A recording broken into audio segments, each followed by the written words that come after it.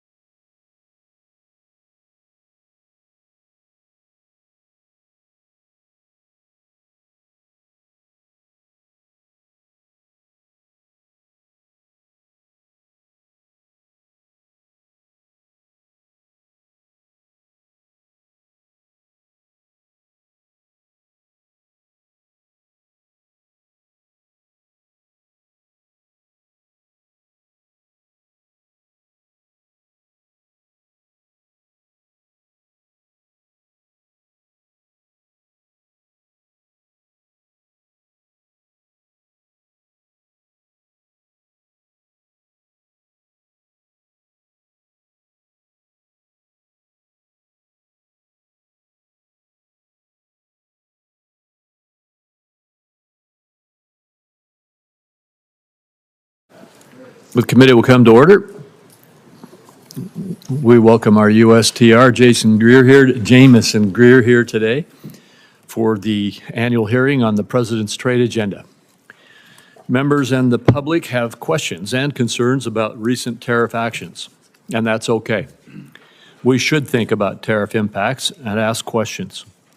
Thoughtful and respectful debate on these issues is good and is why we call hearings like this one with the U.S. Trade Representative. And again, welcome. We need to think strategically about tariff policy, including how to minimize unnecessary costs on American families.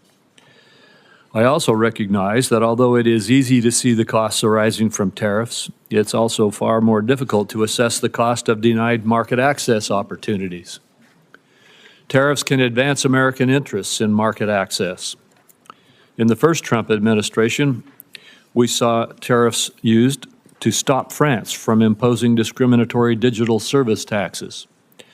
Tariffs also forced China to discuss the systemic challenges between our two nations. Frankly, every enforcement action, whether it's a WTO dispute, a Section 301 investigation, or a preference program review, ultimately relies on the threat of tariffs to secure objectives. Accordingly, it's important to contextualize the tariffs in the design of the larger policy. The real headline then becomes the fundamental shift in trade policy since President Trump's inauguration, where the United States now actually plans to do trade again. My colleagues and I in Congress want to pursue a real trade policy. That was put on hold during the Biden years. We now have a president who will partner with us in that effort, and together we will enforce our rights, we will negotiate again, and we will expand opportunities for Americans. This administration is not deliberating endlessly over whether trade can be a force for good, like the past administration, which refused to even engage in bipartisan or bilateral market access trade negotiations. Trade today is the centerpiece of our international economic engagement, and we have plenty of substantive trade ideas to discuss. Businesses want certainty from good policies that will continue so that they can invest confidently in prospects that create jobs and wealth. That is one of the primary reasons that I'm working hard to make the Trump tax cuts permanent, to provide businesses with the certainty they need to make long-term investments to drive growth and increase prosperity across all segments of the economy. Contrast this kind of certainty and forward thinking on trade with that of the last 4 years, where the only certainty was that you were going to lose ground because your government fundamentally rejected free markets, free enterprise, and free trade. The last administration turned to industrial policy because it was certain that the free market failed in delivering what government planners believed was necessary for climate and social agendas. Indeed, China's central planners saw their own strategic thinking in the Inflation Reduction Act's approach of bestowing massive subsidies to stimulate investments that the market would not. We can restore faith in free markets by making it easier than ever to do business in America. The President's executive order last week to assist major investors to navigate our regulatory system efficiently is a good start. We plan to do more. The Biden administration provided us with only the certainty that in the face of a foreign government's discriminatory policies like digital service taxes, data localization, or other non-tariff barriers, it would not stand up for its citizens because it believed that the so-called right to regulate trumped the principle of free enterprise. Respectfully, democratic governments do not have rights. They exist to secure rights for their citizens. One immediately welcome change under the Trump administration appeared last week in the USTR's National Trade Estimate. Last year, the Biden administration deliberately cut from the estimate a number of discriminatory measures imposed on America by foreign governments because it sided with those governments over our citizens. This year's estimate is exhaustive because the administration carefully identified all of the ways that Americans lose out in the global marketplace. Finally, the validity of free trade will be seen again. The last administration did not pursue market access in its negotiations. Instead, it demanded governments to undertake a number of social and environmental commitments, even ones Congress did not approve of domestically. Not surprisingly, our partners did not put their trust in such negotiations. While tariffs inherently may be seen at odds with free trade, we must also acknowledge that many of our trading partners deploy barriers that have gone unchallenged for too long. Free trade, by definition, must be reciprocal. We do not have it if others can impose barriers on us unchallenged. Our failure to enforce our rights over the last 4 years lost a lot of ground for us. This cannot continue because what I am certain about is that American goods and services are innovative, high quality, and globally competitive. Senior administration officials say that a number of countries are coming to the table to engage with the USTR. We look forward to hearing about this engagement and the steps toward better opportunities for Americans. With that, I turn to Senator Wyden for his remarks. Thank you very much, Mr. Chairman. Mr. Chairman and colleagues, today's hearing on the President's trade agenda begins with American retirement funds, investors, and our economy in purgatory thanks to Donald Trump's plan to hike tariffs to levels not seen since before the invention of the automobile. Prices are continuing to increase. Markets for made in the USA products are slamming shut around the world. The U.S. economy has gone from the envy of the world to a laughingstock in less time than it took to finish March Madness. Through it all, Donald Trump and his advisors have yet to provide an understandable explanation, any explanation for what his tax hike on the American people is supposed to accomplish. And so this morning, I'd like to focus on one central question. What is the plan? In the last week, the White House has been all over the map when it comes to this question. There is no clear message of how the tariffs were determined, what they're supposed to accomplish, how long they'll be in place, whether they're a negotiating tool or a move to try and cut the United States off from global trade and usher in a new era of 1870s-style protectionism. In the days since Donald Trump announced his tariffs, the President and his advisors have repeatedly changed their stories on all of these questions. Last Thursday, Donald Trump said, quote, "The tariffs give us great power to negotiate."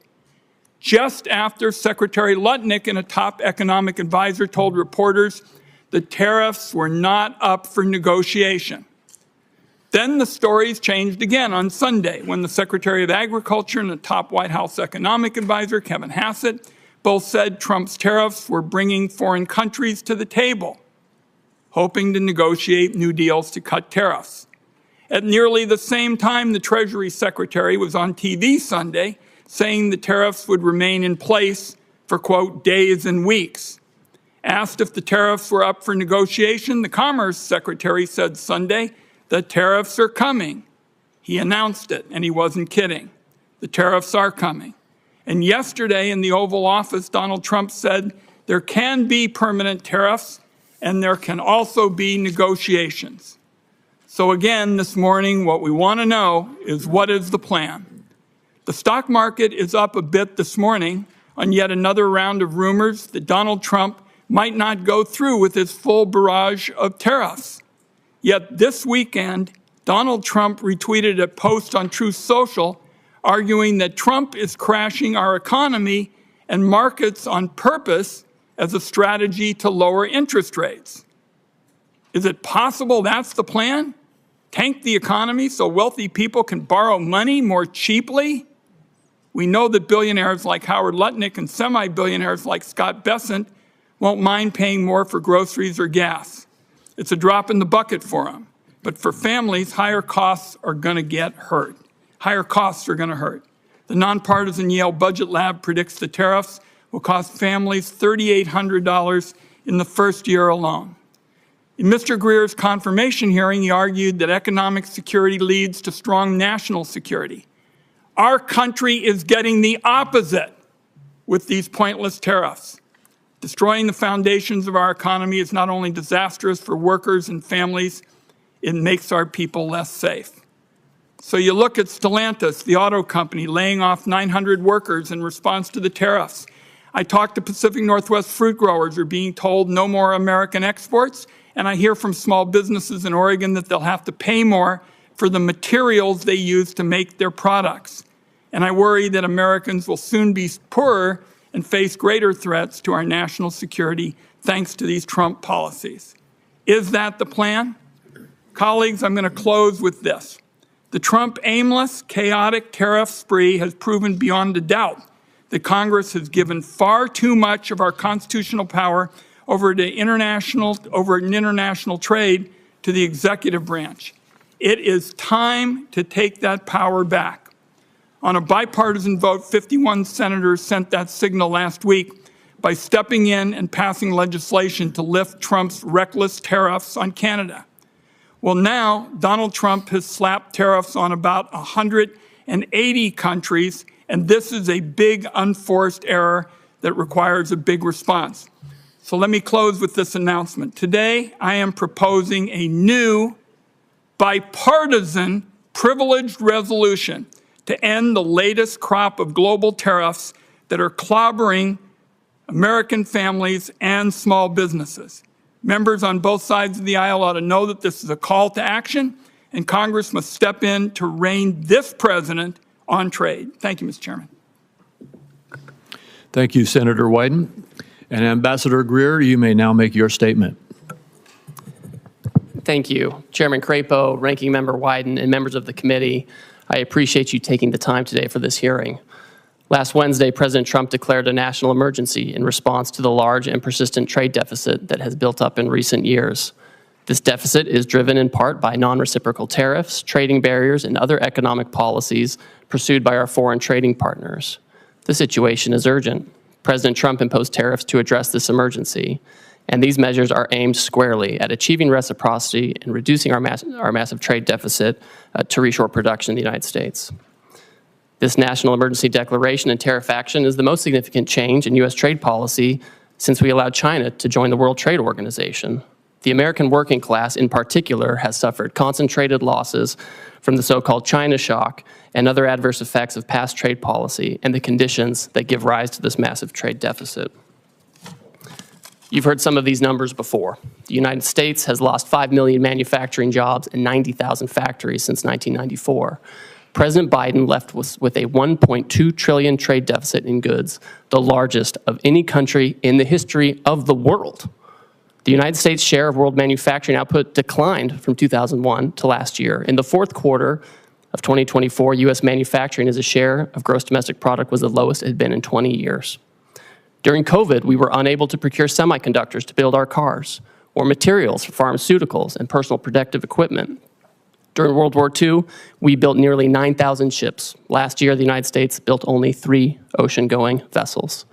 Our agricultural trade balance, which historically resulted in trade surpluses for our farmers, was in deficit the last 2 years of the Biden administration and likely will take some time to recover. These are all serious indicators of an economic and national security emergency, and we can't ignore it. One important driver of these negative trends has been unfair, unbalanced, and non-reciprocal trade. This includes the effect of higher tariffs imposed by other countries on the United States, the effect of non-tariff measures that promote other countries' exports and obstruct U.S. exports, and other foreign economic policies favoring overproduction and degrading America's manufacturing capacity. And the lack of reciprocity is an important driver of our global trade deficit and with particular countries. So it's common sense to focus on these indicators. For example, the European Union can sell us all the shellfish they want, but the EU bans shellfish from 48 states. The result is a trade deficit in shellfish with the EU. We only charge a 2.5% tariff on ethanol, but Brazil charges us an 18% tariff. The result? We have a large trade deficit in ethanol with Brazil. Our average tariff on agricultural goods is 5%, but India's average tariff is 39%. You understand the trend here. Our trade deficit, driven by these non-reciprocal conditions, is a manifestation of the loss of the nation's ability to make, to grow, to build. And the president recognizes the urgency of the moment. On the first day of his second term, President Trump issued a comprehensive memorandum setting out his trade policy directive. And over the past 10 weeks, he has executed on nearly all of these priorities. He has tightened tariffs on steel and aluminum. He's imposed new measures on auto and auto parts not made in the United States. And on April 2nd, the president declared the national emergency that we've discussed. And so the president has imposed a reciprocal tariff along with a global baseline tariff to achieve reciprocity with other countries and to drive the dangerous deficit down. And the president's strategy is already bearing fruit. Over the past few weeks, a planned layoff for an auto production shift in Tennessee has been suspended. Another automaker is hiring additional employees and expanding overtime to increase auto production in Indiana. Companies have announced $4 trillion in new investment in the United States. Nearly 50 countries have approached me personally to discuss the president's new policy and explore how to achieve reciprocity, and they've spoken with many members of the administration. Several of these countries, such as Argentina, Vietnam, India, and Israel, have suggested that they will reduce their tariffs and non-tariff barriers in line with the president's policy. And these obviously are welcome moves. Our large and persistent trade deficit has been over 30 years in the making, and it will not be resolved overnight, but all of this is in the right direction, particularly as we start to negotiate with these countries. We must move away from an economy that's based solely on government spending and the financial sector, and we must become an economy based on producing real goods and services that provide jobs for working class and middle class Americans in their communities. This adjustment may be challenging at times, and in a moment of drastic overdue change, I'm confident, I'm certain that the American people can rise to the challenge as they've done before. I appreciate this committee's interest in President Trump's trade agenda. I'm glad we're talking about this. That's created debate. And we may not agree on everything, but I know that you want to do what's best for America. So does the president, and so do I, and we'll collaborate together on this. Thank you again for your time, and I look forward to our conversation. Thank you, Ambassador. Yesterday, Secretary Bessent stated that you and he both will lead trade negotiations with Japan. I am very pleased that President Trump has decided to press for market access in this case. I hope we'll see more negotiations that press for zero-to-zero barriers, but could you explain a little bit what is the scope of these negotiations? Certainly. Thank you, Chairman. So as you know, yesterday the President directed Secretary Bessent and myself to interact with the Japanese. We've already been having several conversations with them over past weeks, so this is not a new development, but we are taking it to a new level. Obviously, we want to have more market access in Japan. For us, we feel like we could have more and better agricultural market access. There are also structural impediments to some of our industrial goods in terms of standards and regulations and that kind of thing. I also think that there are things we can do with our trading partners things that aren't always purely in the trade sector with respect to economic security, whether it's export controls alignment or investment screening alignment or energy, making sure that our partners are tied up with us with respect to liquefied natural gas and other resources, as opposed to being dependent on other countries that may not be as friendly. And so I think all of these factors will go into these discussions with Japan in the coming weeks. Well, thank you. And as you indicated in your testimony, you've been approached, the administration or you have been approached by about 50 other countries already. I assume that the objective in these approaches, and I assume that there will be discussions and negotiations with them, but first, could you verify that? Is the objective here to engage in market access negotiations with these countries? Chairman, as these countries approach us, the idea is that we've had years and years of non-reciprocal access, and it's contributed to these trade deficits. As the countries come to approach us, what we've told them is, if you have a better idea to achieve reciprocity and to get our trade deficit down, we want to talk to you. We want to negotiate with you. And it goes both ways. Sometimes they have exports to us that are driven by subsidies and unfair trading practices. And then obviously they have non-reciprocal treatment on their end where they block our exports, sometimes through prohibitive tariffs, quotas that are not administered in the appropriate way, or other unfair trading practices. So these are the kinds of things that should be targeted. And I don't want to prejudge the negotiations, but if they're able to provide an alternative plan that can further these objectives, I think we're open to that. Well, thank you. The America First Trade Policy Memorandum rightly tasked the USTR to review China's compliance with the Phase 1 agreement. Under the agreement, China is obligated to purchase more U.S. goods and change basic practices and laws, the so-called structural commitments. The prior administration refused to discuss whether China complied with its structural commitments. And by the way, these were commitments made in response to tariffs in President Trump's first presidency, correct? That's right. What is your analysis of China's compliance with the structural commitments that it made in Phase 1 so far? Our assessment, Chairman, is that in the initial stages of implementing the agreement, China made significant movement to make these structural changes, whether it was with respect to agricultural rules, financial services, or IP. We found during the Biden administration there was little enforcement and little communication, and that the Chinese did not comply with this agreement in large part. I've had a call with my counterpart. I've communicated to him our feeling on this, that they have not complied with the agreement. And I think we're disappointed by this. It's not surprising, but we are certainly disappointed by that. And now you're engaged to, again, see if we can get compliance. We will see, right? The Chinese obviously have agency in this. It's not just a matter of U.S. policy. We, of course, welcome and we hope that foreign countries will change their practices to make sure that they're fair. And we look forward to continuing to monitor that situation. Thank you. The administration has announced it's negotiating an agreement also with India, and it appears already to be yielding results, such as India dropping its digital services tax.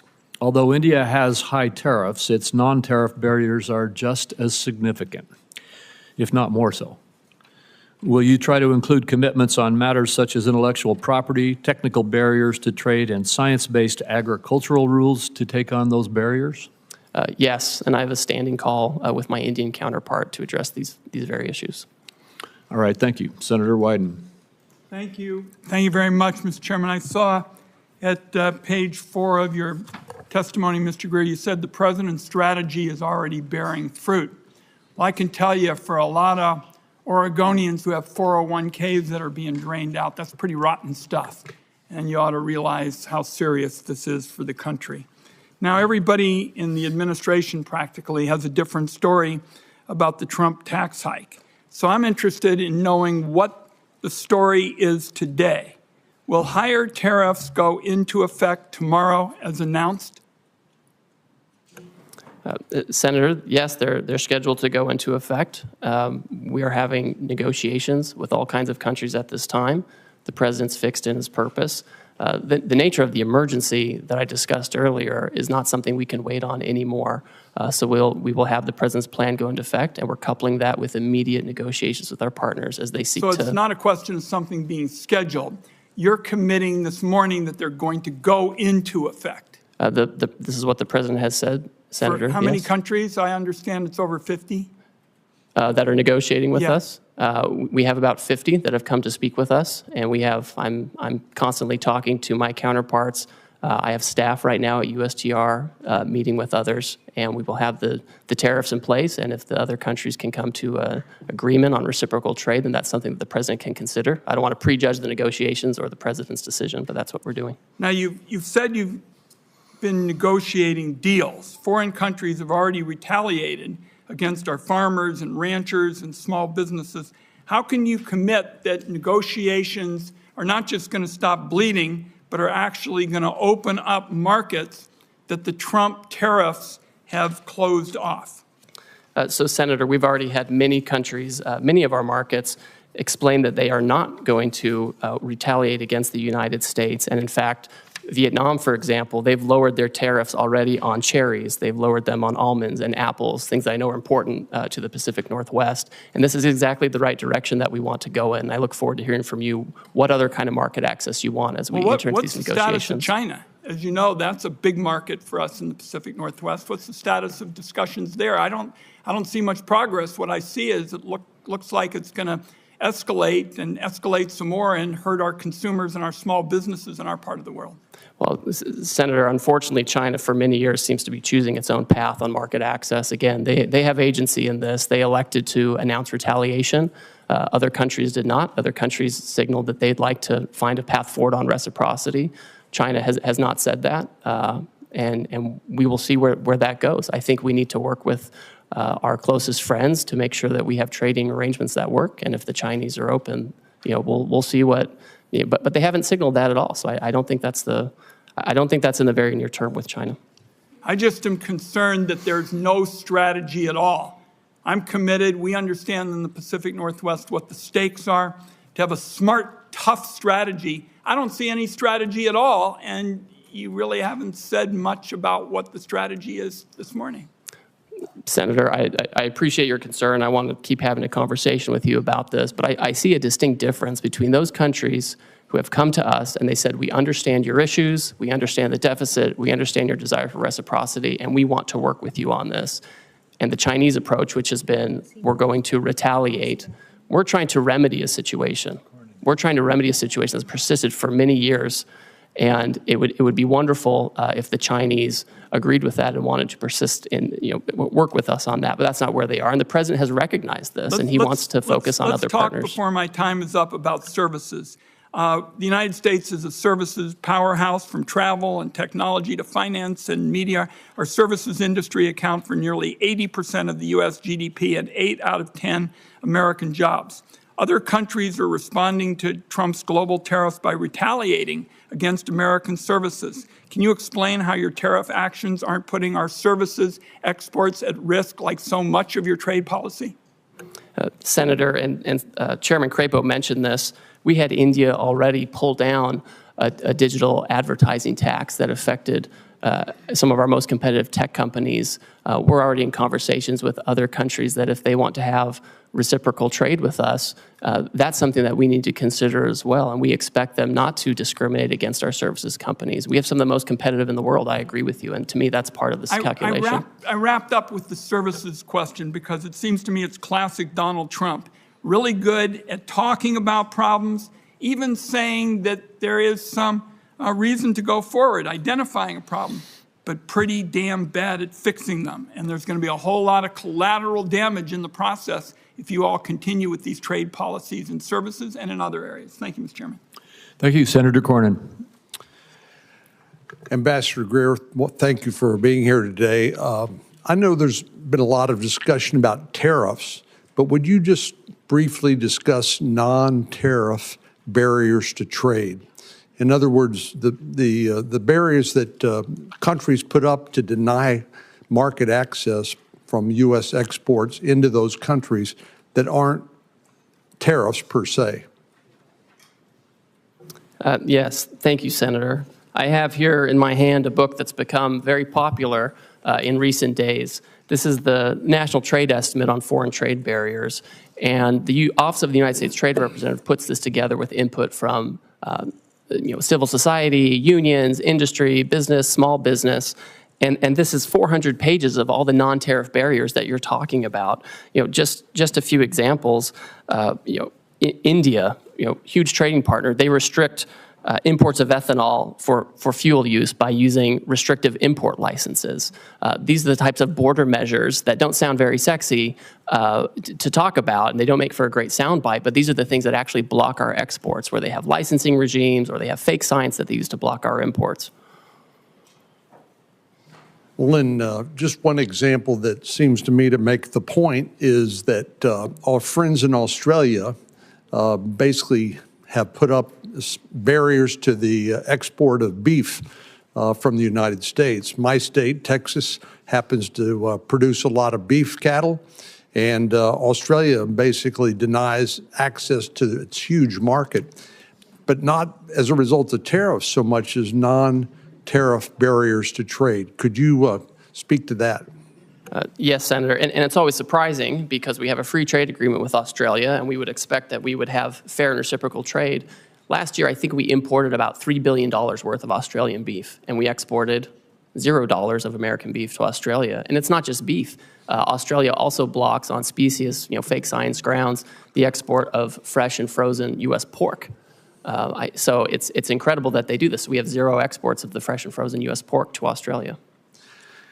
I find it interesting that people express surprise at President Trump's policies when he's been talking about these policies for, best I can tell, for decades, and how unfair trading arrangements are between various countries. And indeed, some of these unfair trading practices have resulted in the deindustrialization of America.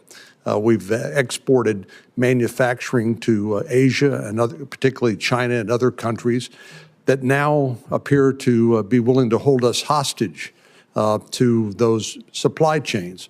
A few years ago, we passed the Chips and Science Act. We worked with Secretary Pompeo, Secretary Ross during President Trump's first administration, and later was signed by President Biden, but to bring advanced semiconductor manufacturing back on shore, because we recognized that the vulnerability that existed if there was another pandemic, there's a natural disaster, or heaven forbid, a military conflict break out in Asia, we wouldn't have access to these advanced semiconductors that run everything from your cell phone to the avionics on an F-35 Joint Strike Fighter. But China has basically held us hostage and continues to use some of these vulnerabilities to our detriment. For example, critical mineral processing. Would you speak to the vulnerability that exists as a result of China basically processing 90% of the critical minerals in the world that are essential for our daily lives? Yes, Senator, and that figure is always one that gives me great concern, the 90% of the processing. We do have critical minerals in the United States. We have lithium here. We have other critical minerals here. And a lot of it is that China has centralized the processing of minerals, right? We have in the Western Hemisphere, in Bolivia, in Chile, we have all kinds of critical minerals, and that's in our hemisphere. But they get sent to China, they're processed, and they come here, and then if China wants to exercise economic coercion or other practices, they do have a stranglehold on these kinds of things. That's a very dangerous situation to be in. I mean, this is part of the urgency of what we're talking about. And I think as the Trump administration certainly takes action on trade, but also takes action on the environmental side and permitting and regulation, that's an area where we can actually have more of that activity here in the United States, or we can work with our trading partners to try to incentivize production there as well. Thank you very much. Thank you. Senator Bennett. Thank you, Mr. Chairman. Ambassador, it's good to see you again. Could you talk a little bit about the relationship of the tariffs that you have put on and rising prices for the American people? What is it the American people should expect to be able to suffer as a result in terms of rising prices? I understand your position is that the long-term gain is worth the short-term pain, but what is that short-term pain going to look like? So Senator, I think we can look at, I think we should look at history and data for this. It's hard to project what's going to happen with prices. But we know in the first Trump term, the president imposed historic tariffs on China on an enormous amount of goods coming from China. And during that time, inflation went down by 0.1%. During the Biden administration, the historic inflation was not on imported goods or related to tariffs that President Biden put in place. It was related to, frankly, services, healthcare, education, et cetera. So I think there's not really a one-to-one on tariffs and price effects, and so many things go into price. I know you think I'm probably like dodging and weaving on this, but I'm looking at data, sir, Yeah, and but the data shows it's not one-to-one. I know you're smart enough to know that the likelihood is that prices are going to go up for the American people as a result of the tariffs that you put in place. Do you disagree with that? Oh, I mean, when you say that the American, in your testimony, that you expect the American people will bear the burden, or that across Asia, and I'm sure they will bear any burden on some level. But what do you think that burden is actually going to look like? Well, I think the challenges, frankly, are going to be more for companies that are largely dependent on imports from China and Asia, where they have to adjust their supply chains in a quick set of time. Yeah. And the way the tariffs get allocated between the foreign producer and the importer, that's where the majority of and we have a adjustment bunch comes. of those companies in Colorado, and I know that Osprey Packs, for example, they probably don't want me to mention them, but I will. And in Southwest Colorado would be a very good example of that. I mean, they are very dependent on the supply chain from Vietnam, and they probably are really worried today about what's going to happen, which a lot of people are. I mean, I think one of the things about the situation we find ourselves in is the degree to which we've now created huge uncertainty in our economy, and I'm worried that that is going to result in a lack of investment, capital investment. You mentioned some new investments that have been made in our economy, but I think that anybody who knows anything about the economy knows that uncertainty results in people freezing up, a paralysis, a lack of investment, which is going to make it hard for our economy and may actually provoke a recession. Could you comment on your concerns about that and how you're thinking about that? And I have one more question before I'm out of time. So Senator, the best way to have certainty is to build in the United States, right? That's the best way to have certainty. But that's going to take a long, long time. And what's going to happen in the meantime, do you think? So, Senator, we have, I would say, dilly-dallied for years on this issue. We've done these broad studies, which are interesting and helpful, that we saw come out of the Biden administration. Right. But we have to act. I can't sit for 3 years and try to fine-tune something. I hear you say that. But you could have made a different choice, which was to strategically target a geography, to strategically target Beijing, strategically target certain industries where all industries in America weren't affected at the same time. You didn't make that choice. I mean, you're in the midst of having trade negotiations with 90 different countries at the same time, by your own testimony, all of whom can make their assessment, I assume, these are sophisticated people, about where the pressure points are on you, where the pressure points are going to come for us to not necessarily get the best deal because we're spread all over the globe negotiating every one of these agreements at the same time, rather than a more strategic approach, which would have had the benefit of giving us, I think, a much greater degree of certainty about where we were headed. Obviously, you made a different choice, and I'm just curious about how you think about your responsibility. How you think about that? So I would note, and I think it's thoughtful to think about things in this way. If you look at the results of the reciprocal tariff, the Western Hemisphere generally is at the lowest tariff rate. If you look at where we have our largest problems with non-reciprocity and deficit countries, it's mostly in Asia. And so you do actually see pretty strategic outcome with respect to promoting production in the Western Hemisphere, as opposed to where we have all this overproduction in Asia that's given rise to our current problems on trade. I would just say in closing, Mr. Chairman, that's true. What the ambassador said is true, but it still doesn't, I still cannot fathom why we are treating Canada and Mexico, our largest trading partners, basically the same way we're treating Beijing. It doesn't make any sense to me. It makes no sense that we would do it all at the same time like that. and we're going to have to stay on it, which is why some of us have introduced legislation to make sure that Congress begins to take its appropriate role again in making these very important trade decisions. Thank you for your testimony. Thank you. Senator Lankford. Mr. Chairman, thank you. Thank you for the work that you're doing. You've got a lot on your plate, and appreciate the focus right now on this. Let me come from a perspective of a lot of Oklahoma farmers and ranchers and manufacturing folks and retail folks, and quite frankly, folks that sell to retailers that are in Oklahoma. They've got several questions that they've actually sent to me pretty quickly, so I want to be able to bounce a few of those. The goal of this is to do more trade internationally, that the United States would be able to manufacture here or produce here and sell more internationally, and that we would have that opportunity to have increased market access. Is that correct?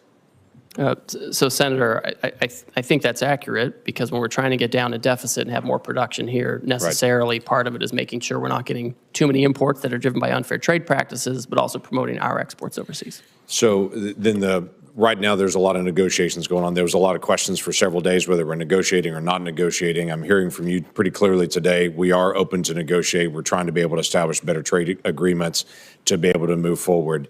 Do you have any timeline on certain countries or places that you have set internally to say we hope to have negotiations complete by this point? Obviously, negotiations can extend as long as they have to, but is there a timeline you're dealing with? So the president has indicated that he's willing to negotiate with parties that want to pursue reciprocal trade with the United States. We don't have any particular timeline set on that because, as you pointed out, Senator, the outcome is more important than setting something artificially for us. What I can say is I'm moving as quickly as possible, and a lot of these countries are moving very quickly, and we're working on the weekends, we're working at night as folks want to engage on this. Now, I will say, I know you want to ask something, the trade deficit has been decades in the making, and it's not going to be solved overnight. Right. Yeah, everyone understands that well, and everyone that I talk to is grateful that we're actually attacking the trade deficit issue and try to be able to bring down barriers to trade. They also want to get a timeline. Let me give you, for instance, I've got an Oklahoma company that several years ago spent millions of dollars to be able to move out of China. They moved into Vietnam for production because literally there was what they're producing, the parts were not created in America. So they were looking for other places to go. They spent all the money, spent all the time, shifted out of China, got to Vietnam, and established there. Now they're saying we've got giant costs in Vietnam at this point. So they're going to have to renegotiate with every single retailer that they sell to, which is going to take a lot of time to be able to do it. What they're trying to be able to figure out is, do we hold on those negotiations and try to renegotiate with Walmart and Target and Costco and everybody else they're going to have to renegotiate with? Or do they press on with those negotiations now? If things are going to get resolved soon, they can pause. If they're not going to get resolved, they're going to have to renegotiate every contract again to try to figure out which way to go. So the time piece does matter to them.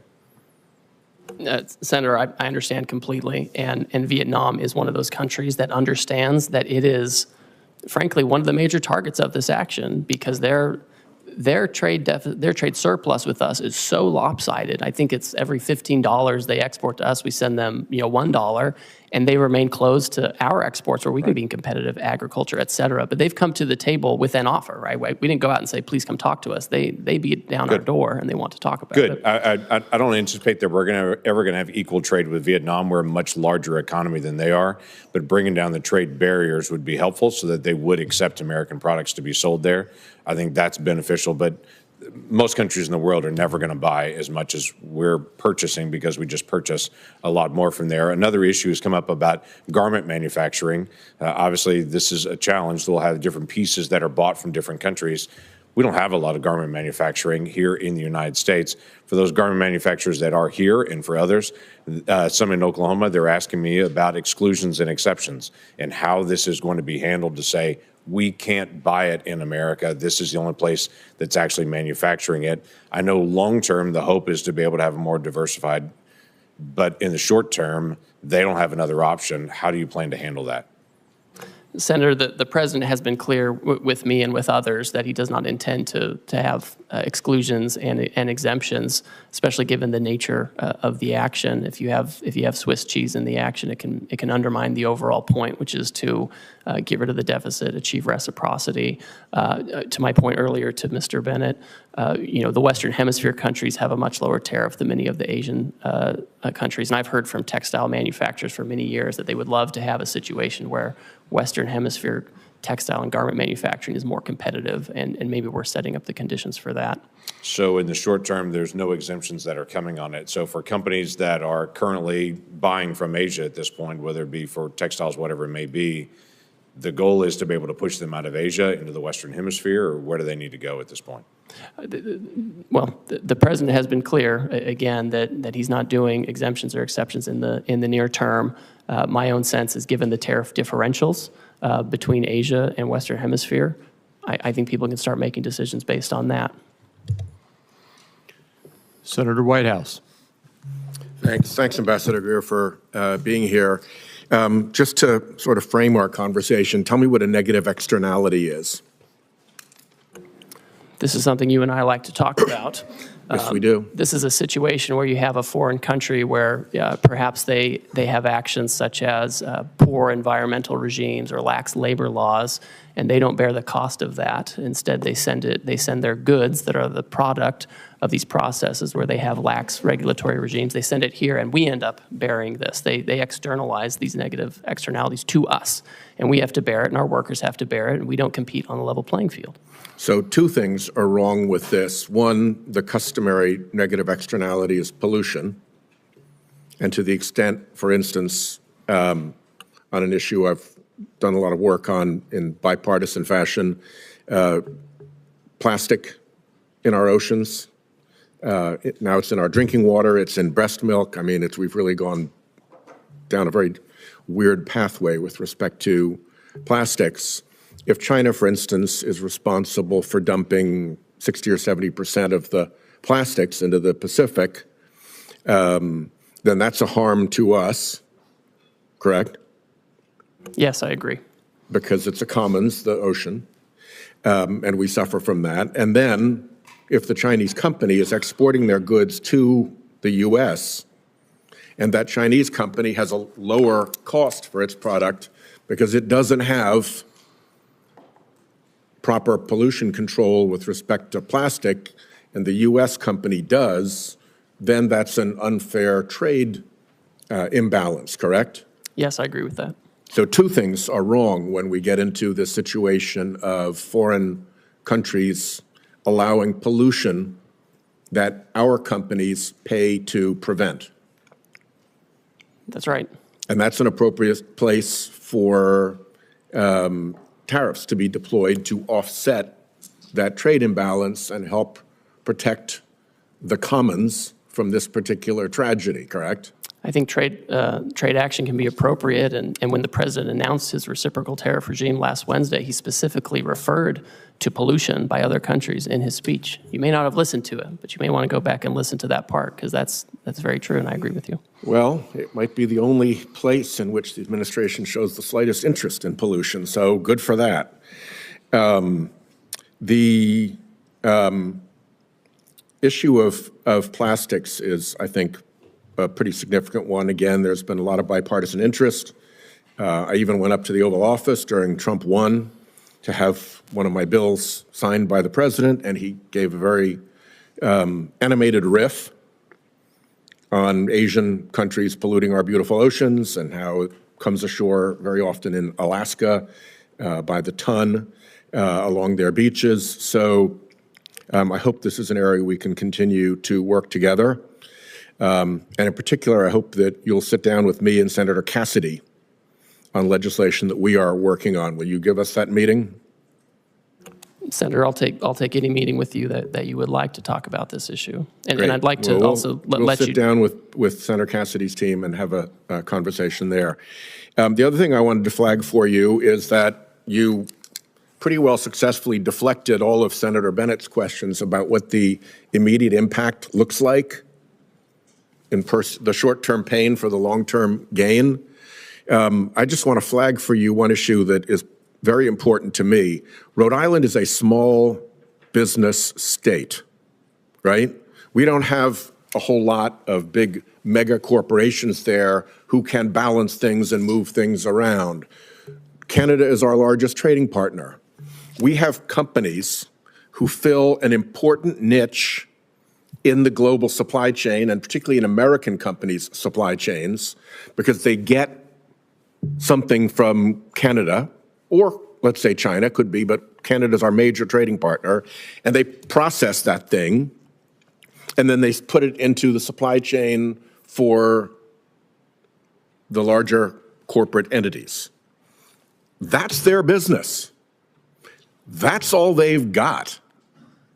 So if we're not looking out for these small businesses that are actually going to have to lock their doors and close the shutters and fire their employees and go out of business, I think you've missed a huge hole in the problem that these tariffs have created. If all you're listening to is the big mega corporations who can move things around the world and have the resources to dodge these effects, you're not getting the straight story. I think in every one of our states, there are going to be small businesses that occupy a niche in which trade is an important factor and that are going to go bust because of these tariffs. And I urge you to look out for those businesses because I don't think they're getting their voices heard at all. So, Senator, I've talked to you about this. I've talked to Senator Hassan about this and others. One thing I asked my team to do last week was to convene a meeting of I have a trade advisory council for small business. I've asked them to convene that meeting. I've connected with the Small Business Administration. They have an international trade desk there. I've talked to I have an office that also deals with small business because I do want to hear it. I think it's important that we hear it because they don't have the same voices in Washington. I will say right now, Canada and Mexico, things coming from Canada and Mexico that comply with the United States-Mexico-Canada agreement come in duty-free. They continue to do so if they follow the rules. If they don't follow the rules and are trying to put in Chinese stuff, that's going to be tariffed. But if they follow the rules, they're going to be getting the duty-free treatment they're due. Well, a small business that has gone broke is not very amenable to a meeting. They don't exist any longer. Senator Hassan. Thank you, Mr. Chair and Ranking Member. Good morning, Ambassador Greer. Thank you for being here. Before I start with a couple of additional questions about the impact of these tariffs, I want to associate myself with Senator Whitehouse's comments just now about the impact on our small businesses, particularly those who are critical parts of supply chains for some of our larger corporations in the country. As you know, Canada is our biggest trading partner too, and we are already seeing the impact of these tariffs with our small businesses, especially in our tourism industry, which is being decimated because Canadians are not coming down to New Hampshire the way they usually do. Let me ask you about a couple of other things. President Trump's tariffs have made almost everything that families buy more expensive. The president imposed a 10% national sales tax on all imports into our country and an even higher sales tax on imports from more than 50 countries, including our allies like Canada. This is the largest tax increase in over half a century, and it's going to cost the average American family $3,800 a year.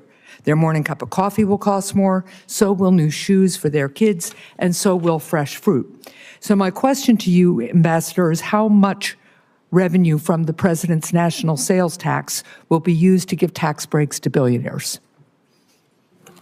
So, Senator, as you know, any kind of tariff revenue that comes in to the United States government, it goes to the Treasury, and Congress will decide what happens to that money. Obviously, the president wants to have a very competitive tax policy that's good for everybody. That was part of why he had such a successful economy in the first term, is he married trade action with good tax policy to have $7,000 an increase in real wages over that time. Well, let's be really clear. The president, besides the contradictions in the way he talks about the purpose of his tariffs, the president's made very clear that he sees tariffs as a way of increasing revenue. At the same time, he's working with the majority in Congress to give additional tax breaks to the wealthiest people in the country at the expense of working people who are going to be paying more for everyday goods they absolutely have to pay, goods they were hoping were going to cost less given the president's campaign promises. But of course, he isn't keeping to those campaign promises as prices continue to go up. Now, the president's national sales tax is increasing prices for families. It's also causing huge losses in Americans' retirement savings. Ambassador Greer, would the administration reverse course if the president's tariffs led to 10% inflation? Senator, the president is fixed in his purpose. This trade deficit and the offshoring and loss of manufacturing jobs is something that's persisted for too long, and it's dangerous. I understand your justification for the policy, even though there are some very contradictory justifications coming out of the administration. But my question is, what's the inflation rate where you guys would reverse course? 10% inflation that I just asked you about, that is higher inflation than we saw at the peak of the COVID economic crisis.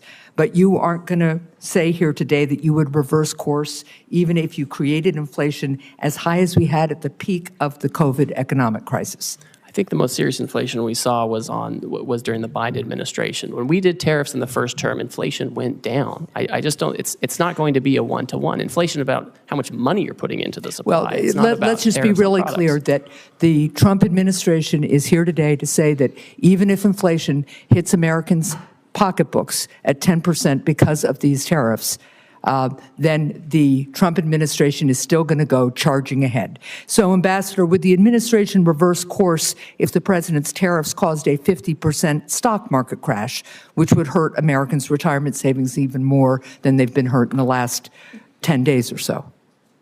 Senator, the fundamentals of the economy are so strong. We had 228,000 jobs last month. We have 9,000 additional manufacturing jobs from the month before. Your answer is even if the stock market crashes 50%, which is how much the stock market crashed in the Great Recession, you're not going to say here today that you would reverse course even if you crashed the stock market and harmed retirement savings as drastically as happened during the Great Recession in 2007. Senator, your hypotheticals are not consistent with the history we have seen with the use of tariffs. My hypotheticals are based on the fact that a lot of Americans are looking at their 401ks today and wondering how much of a lifestyle change they are going to have or whether they're going to be able to retire when they plan to because of the recklessness and haphazard nature of the Trump administration's imposition of tariffs. Nothing was thought out about this. This has been a haphazard, incompetent effort, and it's showing. Thank you, Mr. Chair. Thank you. Senator Cassidy. Hi, Mr. Greer. Thank you for being here. When I speak to my rice people and my shrimp people back home, they say that the tariff barriers and the subsidies by other countries for those products are so much that it is putting some of our shrimpers and some of our rice people either out of business or in incredible financial binds. And so the fact that the president is attempting to address these as well as the non-tariff trade barriers is incredibly important. Let me first say that. But I also hear from my producers that the mean tariff being selected to apply to a country may not account that for rice, for example, the tariff is much higher for that particular product, and that it is not adequate to address that which is taking place. Any thoughts on that, and how can we have something more particular for products which are really over tariffed? Yes, thank you, and I appreciate that concern and the tariff rate applied to many of these countries. Again, was a countrywide rate. It wasn't product specific. My sense is if countries come to us and they expect to have some kind of a different plan, they will need to change these things, right? And they will have specific products, specific barriers that they would have to address, right? Or else, the president, again, he's fixed his purpose. He wants to see production back here. He wants to see our agriculture producers doing well. And these countries just have to have reciprocal trade with us. And that means taking care of the types of barriers and tariff rates you're talking about. So it sounds like you, one of the things I think they want to know is that since shrimp might be a relatively small part of trades with some of these countries, that the interest of, for example, shrimp will not be sacrificed in part of a greater whole. No, I think, and I saw a really interesting article today in the New York Times on shrimp. You may have seen that, where the tariffs have actually given a bit of a lifeline to these shrimpers. And I think that if there's going to be any kind of change to any of this, and I'm not going to prejudge that, we have to make sure that our industries are protected adequately. so we don't go backwards with the deficit. Let me ask, in the President's America First trading policy, there's several sections relating to free trade agreements and how they will be evaluated. Senator Bennett and I are working on an Americas Act, which would be a hemispheric trade policy, which would have several purposes. One, to strengthen those ties. Secondly, to keep the Chinese from making the incursions that they are absolutely making throughout the hemisphere. Some are calling the Caribbean a Chinese lake. And so this would allow us to push back upon that. Can you share anything regarding the analyses of the free trade agreements we have within our hemisphere, and then specifically on countries like Argentina who would like an FTA with our country? Certainly. I would say that we are first and foremost focused on addressing this emergency and the reciprocal tariff action and implementing it appropriately. With respect to relations in the hemisphere, any kind of trade arrangements with these trading partners, I think, need to be coupled with strong rules about third countries. What I don't want is a situation where these countries are using, their export platforms to incorporate content and goods from, China or other Asian countries, where we have a real issue with our deficit and offshoring of manufacturing. I would expect any kind of changes to these arrangements to be accompanied by changes in rules of origin to ensure that the United States and U.S. workers are really benefiting from these agreements. So nothing from an FTA in general, but the specific of where it's being used to circumvent the intent of the FTA is the concern of the administration. Yes, that's certainly a huge concern. And again, the president wants to see factories back here. The most certain way to not have a tariff is to build your factory in the United States. If people want to use other countries and insist on that, then we want to make sure that they're not using that to arbitrage for higher tariff jurisdictions to use them as an unfair export platform. Let me ask you this. Louisiana has some of the largest ports in the nation by tonnage. And all the commodities going from the Midwest flow through my state going out to the world. Earlier, USTR proposed imposing like $1 million for every vessel built in China. And I'm told that if the Koreans have a fleet of 50 and 5 of the ships are built in China, then the $1 million would apply to all 50, not just to the ships that are built in China. Now, that would clearly impact a ship coming to the United States to offload. If you will, impact my ports and the ability of our goods throughout the nation to move through the Mississippi. Is USTR going to hang by that or considering modifying that? Can you kind of give us any idea about that? So to address the lack of shipbuilding in the United States, USTR's proposed actions are just those. They're proposed actions. They're a series of potential remedies that could be used to incentivize shipbuilding in the U.S. They're not all going to be implemented. They're not all going to be stacked. We've asked for a lot of input, and we've had a hearing on that. We've collected comments. We've reviewed it. I've met personally with certain stakeholders during that time period, and I think the president will look very carefully to make sure that we have the right amount of time and the right incentives to create shipbuilding here without impacting our commodity exports. Okay, thank you. I yield. Senator Cortez Masto. Thank you, Mr. Chairman. Ambassador, as USTR's Chief of Staff in the first Trump administration, you oversaw the negotiation of the U.S.-Mexico-Canada agreement, the USMCA, and the renegotiation of the Korea-U.S. Free Trade Agreement, the KORUS. President Trump signed both of these agreements. He called the USMCA a colossal victory, and KORUS a historic milestone.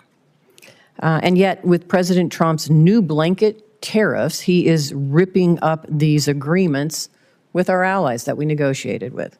Why would any country want to do business with us, much less negotiate a trade deal, if we don't even honor our ongoing agreements?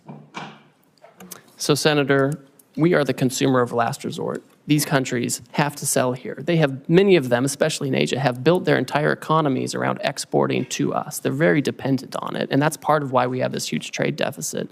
With USMCA, those parties continue to enjoy duty-free treatment for many of the products that continue to comply with the rules that were set out 5 years ago. There's a big concern, Senator, that we did not have adequate other protections to stop the flow, particularly of like autos into the United States. But there was a process for you to renegotiate that agreement this year. We talked about that in my office. Isn't that correct?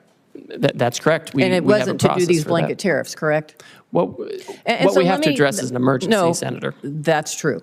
And you should be honest, at least as you sit here, as you were in my office, be intellectually honest.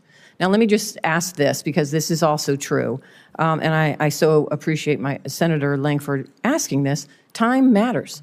How long did it take to negotiate that agreement, the USMCA, that you were part of? We did it at breakneck speed. We did it in about 2 years. 2 years. And now you're telling us you have nearly 50 countries coming to you, approaching you to enter in a negotiation, and you think that you can do that overnight? India. Man, you're pretty superhuman here, if that's the case. So let's be realistic. That's all we're asking. Common sense and realism here, Ambassador, as you sit here before us. And let me talk about something else that is really important for my state, and I think this entire country, because this administration is forgetting that we have $1 billion economy when it comes to tourism into the United States.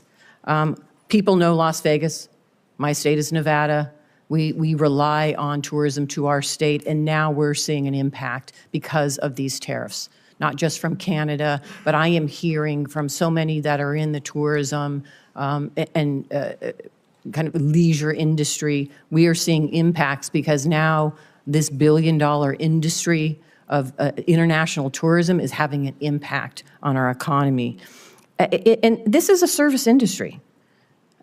Let me just say this. I'm kind of offended by your testimony today that says we must accept self-inflicted economic pain, and I quote you by saying, to become an economy based on producing real goods and services. What does that mean? What does that mean to my service industry and every service industry across this country that relies on tourism and travel? That is the backbone, really, of part of our $1 billion economy. What do I tell them? That they just have to suck it up? That they're not really part of this real services? That you have another idea for the jobs that they should engage in? What do I tell them? Oh, Senator, of course those are real services. The whole So what are you doing about the impact what are you doing about the impact of international tourism and now these blanket tariffs having a negative impact? What are you doing to address that? The whole sentence, Senator, said that we need to get away from government spending as funding our economy and financialization, and we need to move to real goods and services, including the tourism you're talking about. So it's what are you doing to incredibly impact the important. negative impact of tourism right now?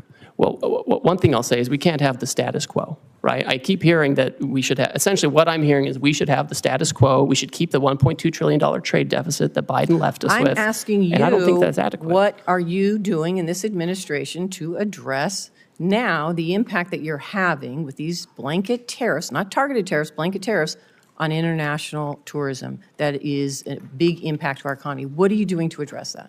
Well, Senator, as we're talking to all of these countries, we are talking about services. We are talking about making sure that we can export services to other countries. A lot of those that we export are, we have well, let digital me say I only have services, so all much kinds time, of and trade. apparently you're not. So here's what I would like, because you haven't thought about this, and the administration hasn't really thought about it, because I haven't heard anybody talking about tourism. So why don't you come talk to me in my office, and let's talk about and put a plan together, because these blanket tariffs are having an impact on tourism in my state and across the country. Senator, so I'm happy to instead come of talk just to you. defending it, why don't you just come sit down with some of us and try to address the concerns that we are seeing and feeling in our states that this administration has not taken into account? I'm happy to come speak with you. Thank you, Senator. Senator Grassley. Ambassador Greer, thank you for being here. I've made very clear throughout my public service that I'm a free and fair trader. The Constitution gives Congress the authority to regulate interstate and foreign commerce. I believe that Congress delegated too much authority to the President in Trade Expansion Acts of 1962 and Trade Act of 1974.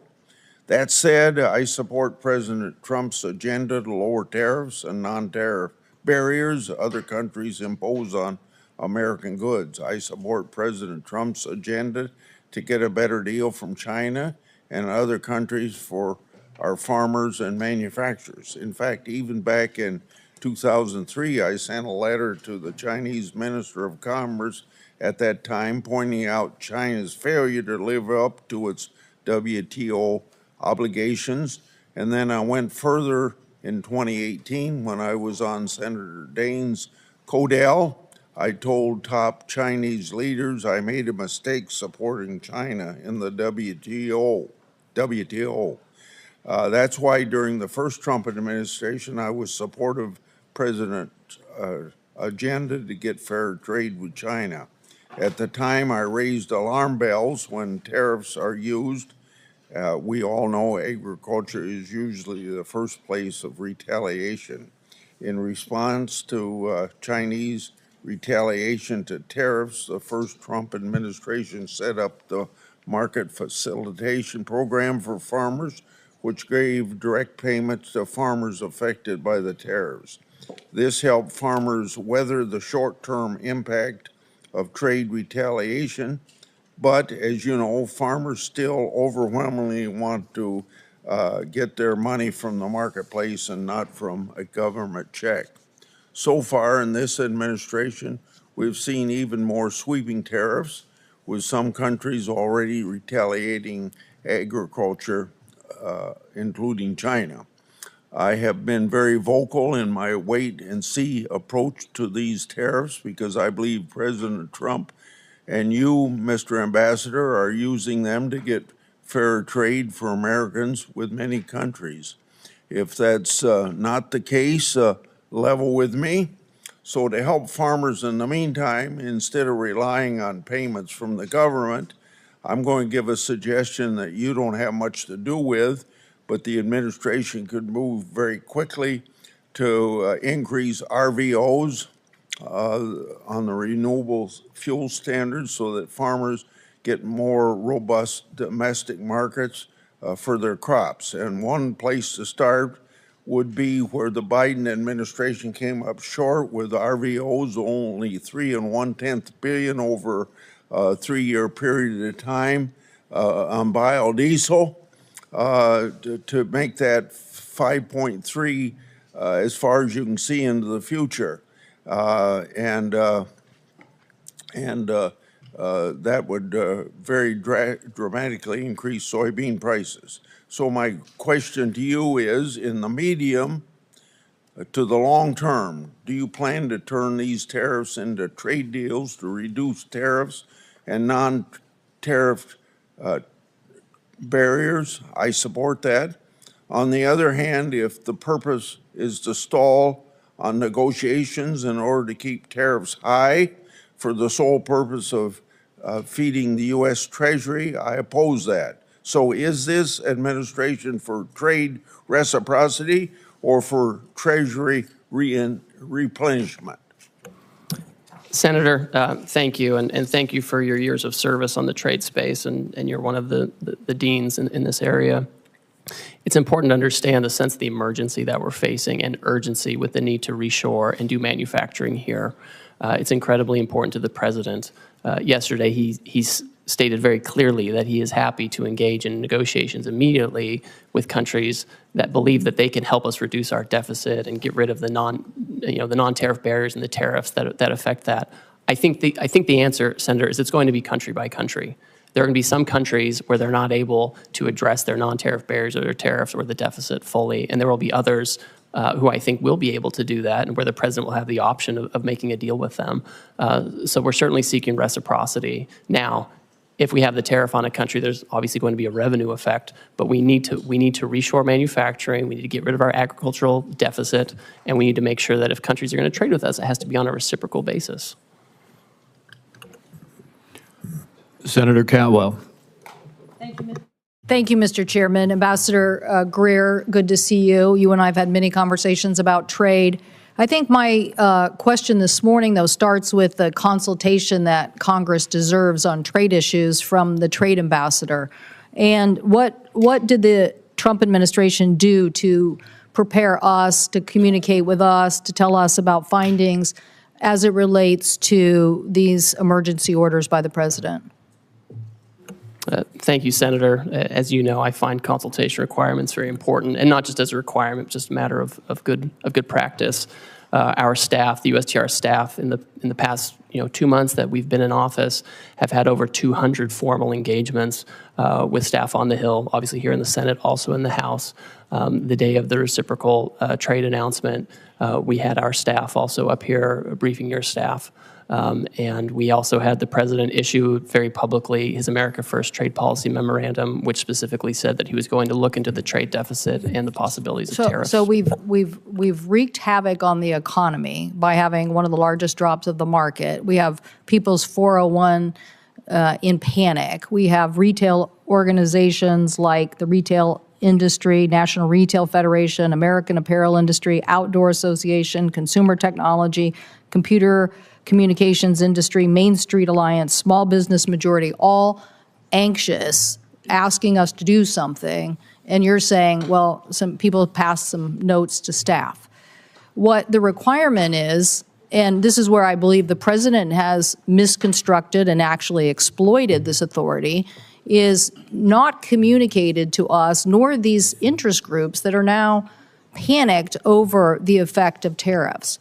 So I would say that the skill set of a USTR office or even a Treasury Secretary could have opened these conversations with these countries without the tariffs and saved a lot of people a lot of pain and anguish.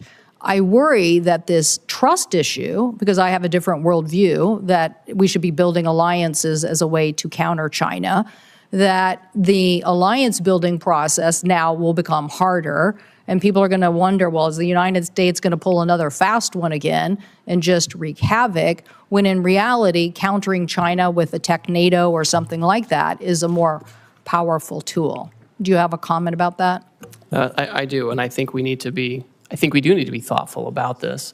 I think what we can't do is wait. We have had many times in past decades when we have had real robust trade disputes with our partners. Japan in the 80s and early 90s over cars, semiconductors, and they ended reshoring a lot of those factories here. And it didn't make us less of a security partner to Japan. I think we can have these conversations like friends do. And that's what the president said yesterday. He said, listen, China's trying to retaliate. They're taking a different path. But for others who want to have meetings, I want to reclaim we'll my time for a second because I only have 5 minutes and you have lots of time to answer lots of questions for members. But you can see all my colleagues, we are thoughtful people with specific issues about our constituencies. I just met with raspberry growers. They're concerned. They want to know if they're going to get some seat on a council so they can have their issues heard. I'm for trade. I represent trade. I represent a trade economy. I represent the success of what innovation and trade get you. But you're coming here this morning with this not only tanking of the market and 401s, now you're coming here telling me that tariff is the tool. And I'm telling you innovation is the tool. You're telling us in your testimony you want a tariff on semiconductors. I'm saying that the last administration and this organization here passed the Chips and Science Act so we could reshore semiconductors here in the United States. So you're not going to win the innovation economy by tariffing semiconductors and reshoring that. I don't know what you think. I'm not trying to get the semiconductor. I want to lead on next generation semiconductor manufacturing because I'm pretty sure I'm sitting next to the Intel ranking member here who's going to tell me if we don't lead on semiconductor manufacturing and semiconductor next generation technology, then we're not going to be leading in defense or in AI or in anything. So I want to innovate my way to that future, and I want to use the alliance power of different countries to force China and other people to follow us instead of this berating of the American consumer who has to pay the price for this policy. Senator, TSMC has announced a new announcement where they're going to have more investment here in the United States so they can make those things here and have that innovation. Thank you, the people who voted for the Chips and Science Act in the past administration. Thank you for that. We are going to lead on innovation despite this administration. Senator Warner. Well, Ambassador Greer, it's good to see you. And let me, first of all, completely agree with Senator Cantwell. I mean, I just don't get it. The fact on semiconductors, while you gave a small exemption, you didn't exempt GPUs, you didn't exempt lithography equipment, you put a huge hit on Taiwan, where we need collaboration with the TSMC. I'm baffled. I mean, you're gonna hear from me what I'm sure you're hearing from most of us, incredulous about, I think, probably the worst economic policies that I've seen in my lifetime. And the data reflects that.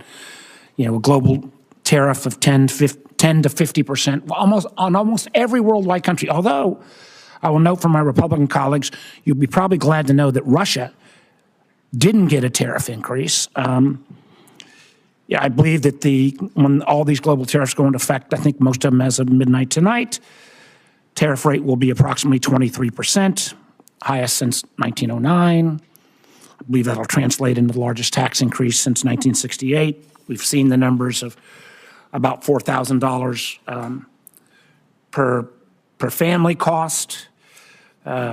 Since Inauguration Day, more than $11 trillion has vanished from the market, and I will acknowledge that we got a little blip today, but I just talked to one of the senior folks in Wall Street, and he described today's market as a good day in hospice.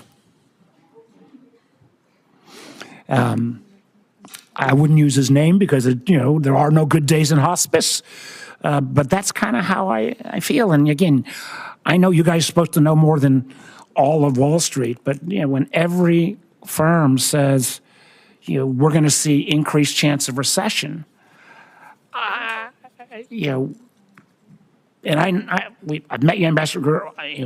I think you're a smart guy, but I don't think just because this is the way Donald Trump wants the world to be for the last 40 years that he can simply will it into happening. In my state, the Port of Virginia accounts for $124 billion in trade. That amounts to about 500,000 jobs.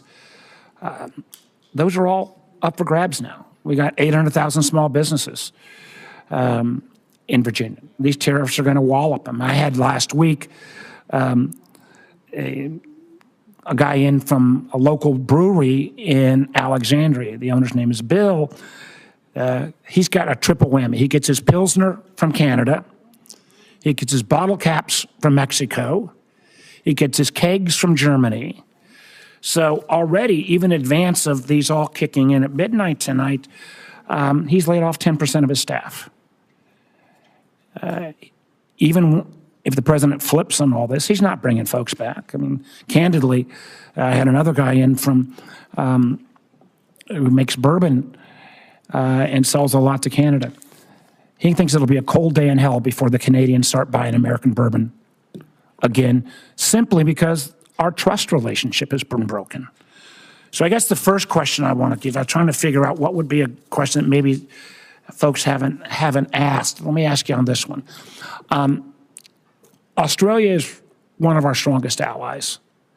We have the AUKUS relationship, which is key to their national security. It's key to our industrial base, so we can continue to build subs. Terribly important. Interesting thing with Australia is we have a free trade agreement with Australia. We don't have tariffs. We even have one of the few industrial countries, we have a trade surplus with Australia. So Ambassador Greer, can you explain to me how it helps America's national security or our trading balance when we have, and I loved your fancy Greek formula, which was basically bad math on steroids formula, how with a trade surplus, with this strong relationship, Australia got hit with a 10% tariff as well? Senator, Australia has the lowest rate available under the new program. They ban imports of American beef. Ambassador, excuse me. There is a trade. We already have a free trade agreement.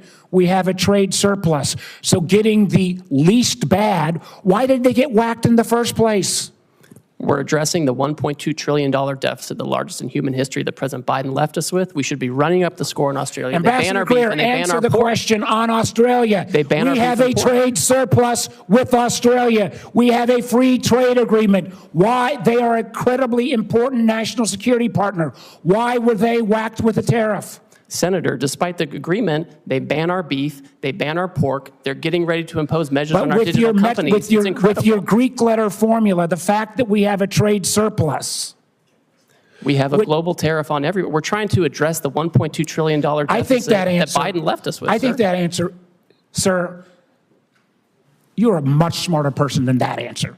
The idea that we are going to whack friend and foe alike, and particularly friends, with this level is both I think insulting the Australians, undermines our national security, and frankly makes us not a good partner going forward. The lack of trust from friends and allies based upon this ridiculous policy that goes into full effect at midnight tonight is extraordinary. I go back to what the market believers believe today is happening. A good day in hospice. I'm afraid if we keep these tariffs in effect, we're looking like an economy that will be in hospice. Thank you, Mr. Chairman. Senator Daines. Mr. Chairman, thank you. Ambassador Greer, welcome to Capitol Hill. I share the President's determination to end these unfair trade practices, whether they are tariffs or non-tariff barriers. I hope we can avoid an all-out trade war. A trade war will mean higher prices for the American consumer, because I think we could do a little thought exercise at the moment. Who pays these high tariffs? In the short, medium term, it will be the consumer. It will be the consumer. And so I'm worried about the inflationary effect. I'm worried if there is a trade war, that we're going to have markets shutting down for American farmers, ranchers, and manufacturers. I'll give you an example of that here in a moment. But I'm encouraged because the President's announcement has gotten the attention of a lot of countries. I was encouraged to see Kevin Hassett this morning talking about negotiation occurring, looking at President Trump's latest posts on Truth Social, the fact that we've got Koreans now coming to the United States, literally dispatched to engage with us to lower these barriers, tariff and non-tariff, the Japanese, and some 70 countries now that want to come and work and address the issues of the barriers for American companies, American producers doing businesses in their countries with 95% of the world's consumers outside the United States. Critically important. So this is very encouraging. I think that's in part why we're seeing the rebound today in the equity markets, because there's hope that these tariffs are a means and not solely an end. And if that's the case, I think we're on a really good path with this kind of tough position we're taking to actually solve some of these problems in barriers in trade that have been lingering for decades. And President Trump is taking bold leadership to address it, and I'm hoping for a good outcome. My hope is this is a sign of things to come, that these countries will offer major concessions and make historic trade deals with President Trump. Ambassador Greer, I encourage the administration, encourage you to use this opportunity to secure better terms with our partners, with our allies, to protect and grow American jobs, to grow access for our American farmers, our ranchers, our manufacturers, and American families. 3 weeks ago, I was in Hanoi and met with General Party Secretary Do Lam, the highest ranking official in Vietnam. And then I went to Beijing and met with high ranking Chinese officials, including the Premier Li Qiang. I carried President Trump's America First message directly to these leaders. I spoke with Premier Li Qiang and demanded that China stop the flow of the fentanyl precursors into Mexico, the United States, and Canada. I raised concerns about developments related to the expiration of registrations for beef processing plants here in the United States and some non-science-based barriers which has impacted Montana and U.S. beef exports. I want to remind you that in 2017, I went to China. I carried some steaks from a Montana rancher, Fred Wacker of Miles City, Montana. We met with the premier. In fact, I had one of your predecessors, Rob Portman, then the senator from Ohio and a former USTR with me. I had Senator Barrasso with me, Senator Kennedy with me. And as a result of that meeting, 30 days later, they lifted a 14-year ban on U.S. beef imports into China. Let me talk about what that has meant so far. This is the largest beef export market in the world, is now China.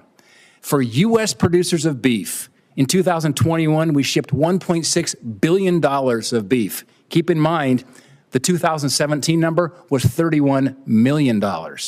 It was $2.1 billion in 22, $1.6 billion in 23, $1.6 billion in 24. But here's the concern. That's been shut off now in the last 3 weeks. March exports of beef to China, U.S. beef, declined 92%. So the valve is shut right now for U.S. beef producers. My question is, what can we do to hold China's commitment to U.S. beef and other ag imports, which are so critical right now for U.S. producers? Thank you, Senator, and you've always been a leader on this, and I appreciate that. China, of course, needs to take down their barriers. It's been a persistent challenge with them, and they like to use economic coercion, and they have their own method of doing things. But my hope would be is that they turn back on this course of action. I think President Trump is focused on making sure we have the right program in place, that we're dealing with partners who are going to be respectful and achieve reciprocity with us. And I think a lot of this is going to be up to the Chinese on how forward-leaning they want to be on having fair trade with us. I'm very sensitive to this issue in particular, and I want to make sure we open up beef markets other places too, so we don't have to be dependent on just one market. Yeah. Well, Ambassador Greer, I'm encouraged by the negotiations that are going on as we speak with Japan, with Korea, with some 70 countries who want to now reduce their tariff and non-tariff barriers. This could be absolutely a monumental moment in trade for the United States, and Godspeed.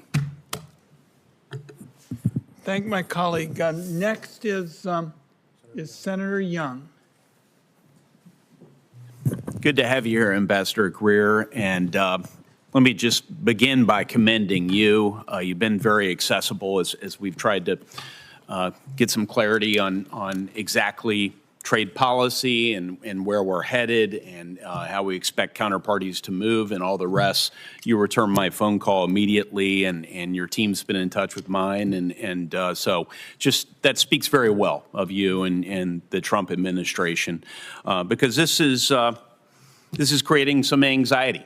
This current tariff posture among some of my constituents. On balance, I would say most of my constituents are supportive, and they recognize that some turbulence might be required in order to end up in a better spot and reset trade relations. I think one of the things I'm hearing from constituents back home is that trade retaliation doesn't fall on everyone evenly. It has a different impact on a New York tech firm than it might have on a Hoosier soybean farmer, and I hope that's something that's being factored into your analysis as you think about how foreign countermeasures could impact the American economy generally, and then in terms of particular sectors and parts of the country. So unpacking those trade-offs for the American people, I think is going to be very important moving forward. In Indiana, rural communities and export-driven manufacturers oftentimes feel the consequences, and they feel the consequences first. So, Ambassador Greer, is USTR actively mapping out which sectors and regions are going to bear the brunt of certain retaliatory measures and thinking about contingency plans? So, Senator, thank you for your concern. And I know this is something that we all watch. I watch it very closely. The President watches it. Whenever there's any kind of announcement of proposed retaliation, we look at it very closely. We look at the tariff lines. We look at what might get hit. The good news so far is that most countries have said they're not going to retaliate on this and that they would like to seek to talk to us first, find out more about the program, what they can do to meet our goals, which, as you know, we're dealing with an emergency in terms of manufacturing and our trade deficit. And so that is what most countries have chosen to do.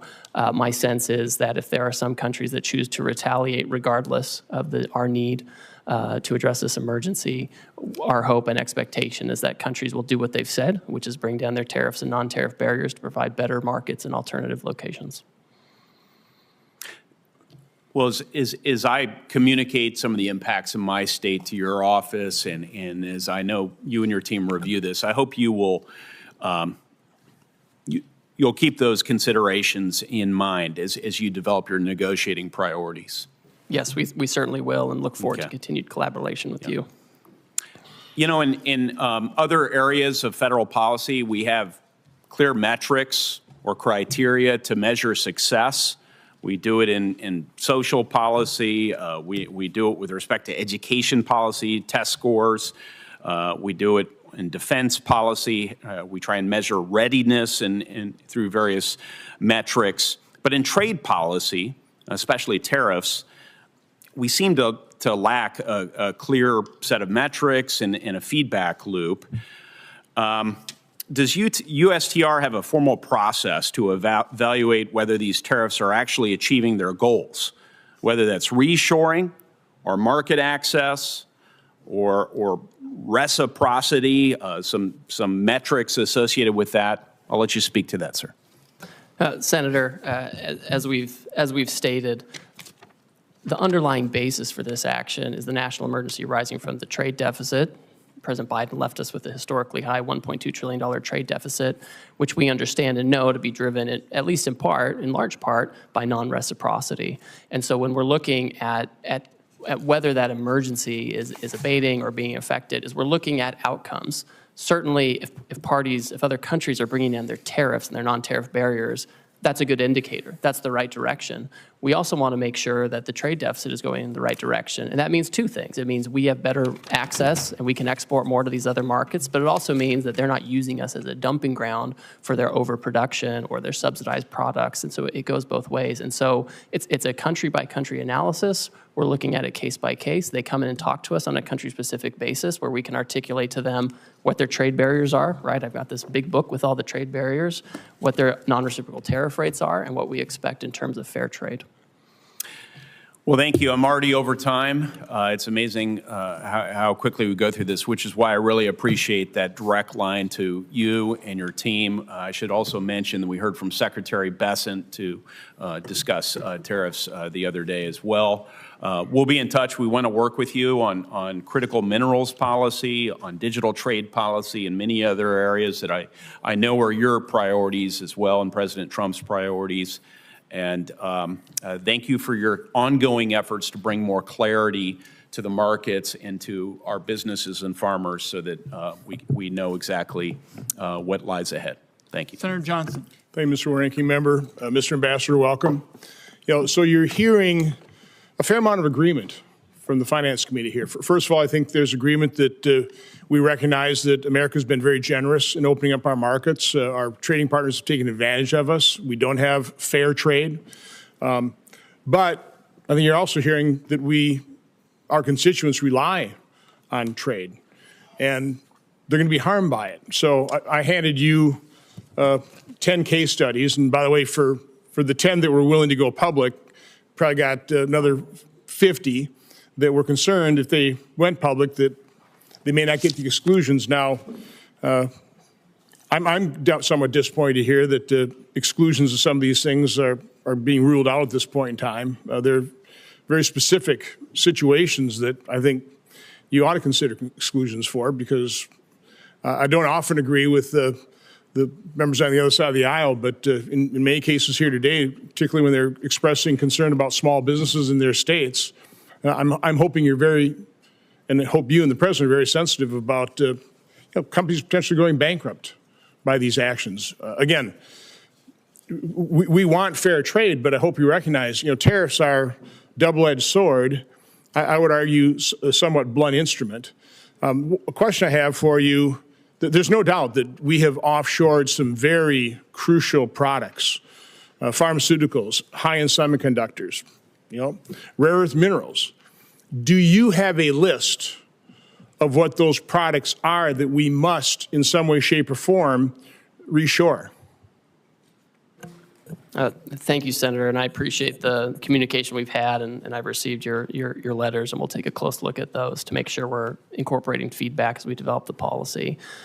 You'll note in the action we took last week, there were certain sectors that we excluded from the tariff action because we think they need their own investigation and consideration, whether it comes to tariffs or other actions. This includes semiconductors, it includes pharmaceuticals, like you're talking about, certain metals like copper and also critical minerals. These are areas where we have to reshore. We need to be able to think about the best way to incentivize this. There are things we can do as the executive branch, and there are things that Congress can do, and especially with the tax bill coming up. I think these are the kinds of things where we need to create the right you're not incentives. using tariffs with pharmaceuticals and semiconductors or rare earth minerals? So right now, they're not subject to a tariff. Because you want them brought in here because they're crucial. There are other products that are also crucial that you are applying tariffs to. So we are doing investigations right now, and we're considering, with respect to pharmaceuticals and semiconductors, the president's been very clear about this. He said it several times, because tariffs are a tool that can be used to create incentives. What we can't have is the status quo. The status quo has not worked. Do you believe a trade deficit is just per se always bad? I think the situation, what we have, Senator, is a large and persistent trade deficit. In normal economic structures and normal markets, you would have a deficit one year or a surplus one year. But what we have is a structural, persistent and growing deficit. And as a result, offshore some crucial Yes, products. that's a big part of it. Yes, but sir. Do you want to onshore, for example, very high labor content products when, by the way, we're pretty low unemployment rate? I mean, when I went to college, 5% was full employment. We're at 4.2. I've been in manufacturing since late 70s. You couldn't hire enough people in manufacturing back then. Situations even got worse. So I would argue that I'm far more concerned about our budget deficit of $2 trillion. And I realize the trade deficit, we have problems with that. But I think a bigger problem is we don't have enough workers. So are you factoring that into your calculation in terms of what you're actually trying to accomplish here? I mean, all for bringing back these crucial products so that we don't have national security issues with the things that we can't manufacture. But again, I don't want to bring back high labor content. Now I want to diversify our supply chain. It's bad to have that all in China, as we saw certainly with PPE, but a diversified supply chain around the world, because I think trade is a win-win situation. It should be. What are your comments on that? So I think when it comes to workers, so first of all, we have about 2 million discouraged workers, right? And these are folks who should come off the sidelines for sure. I think the factories that are being built and will be built in the United States will leverage both automation and workers, right? I don't think we're going to have lots of, it's not the kind of labor that's done in some of these other countries. I think our folks are innovative, and the newest factories use a lot of automation, but also workers and people who make the products that the industrial robots that contribute to that automation. But I mean, I think we need to be in a situation where we have production here, right? We need to think not just in terms of quarterly earnings, but in the next century, and how do we set up the American economy now? How do we deal with the emergency now to make sure we can produce far into the future? Again, I would ask that these case studies be entered in the record, and I just really ask you and the President, focus on the products we actually need as opposed to using this broad instrument. There's going to be an awful lot of collateral damage. People are already feeling that pain, so I hope you're sensitive to that. Without objection. And Senator Tillis is next. Thank you, Mr. Chairman. Ambassador Greer, thank you for being here. Back in the 90s, I was in management consulting, and there was a new platform that came out that promised to transform the business industry, ERP. Some of the early attempts at implementing the system proposed an a la prima approach. Let's do it all at once. Let's change the plumbing out. Let's get it all in, get it done, rip the Band-Aid off. It proved to be hugely unsuccessful. There were a lot of very visible projects, and the industry decided there needed to be a methodical sort of prioritization of what parts of the business needed to perform better sooner, and how do you layer onto that a comprehensive strategy. It looks like we've got a novel approach here in terms of an a la prima approach. I'm not a trade expert, and I'm not going to question it at this point. I do have a question about, at the end of the day, the other thing in management consulting we like to focus on is this concept of one throat to choke. In other words, when you're finally taking a look at a strategy, someone has to own it, and you can't say that it's the president or the vice president. So my first question to you, in this scenario, the decision maker who decided the a la prima approach, who has obviously had to have spent time anticipating what we saw in the markets and some of the pushback, I'm assuming this all got gamed out because it's a novel approach, it needed to be thought out. Whose throat do I get to choke if this proves to be wrong? Well, Senator, you can certainly always talk to me, but I But will. are you at the tip of the spear? Well, I'm at the tip of the spear for certainly. Did you propose the alla prima approach? So, first of all, I would push back, Senator, just a little bit on this.